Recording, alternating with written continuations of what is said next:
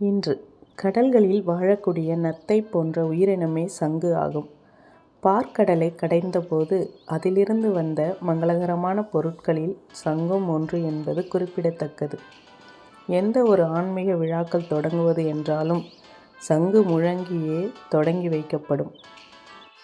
எப்போதெல்லாம் சங்கு முழங்கப்படுகிறதோ அப்போதெல்லாம் தீயன அழிந்து நல்ல அதிர்வுகள் பரவும் என்று நம்பப்படுகிறது.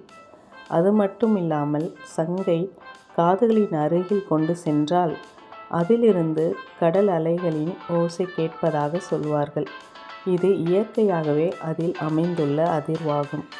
பூமியில் உள்ள அண்ட ஆற்றல் அதனுள் நுழையும்போது பெரிதாகப்படுவதின் வெளிப்பாடே இதுவாகும். சங்கிலிருந்து வரும் அதிர்வானது கெட்ட சக்தியை போக்கி பாசிட்டிவ் எனர்ஜியை வெளிப்படுத்தும். சங்கு ஊதுவதால் பாசிட்டிவ் எண்ணங்களான தைரியம், தன்னம்பிக்கை, விடாமுயற்சி ஆகியவை அந்த சத்தத்தை கேட்பவர்களுக்கு கிடைக்கும்.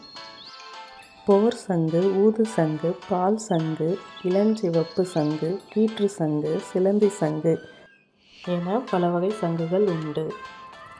சங்கு ஓடுகள் என்றால் என்ன? சங்கு என்பது ஒரு பெரிய சுழல் ஓடு உருவாக்கும் வெப்பமண்டல கடல் நத்தை வகையாகும். நத்தை கடல் நீரிலிருந்து கால்சியம் உப்புகளை பிரித்தெடுத்து ஓடு வடிவில் சுரக்கிறது.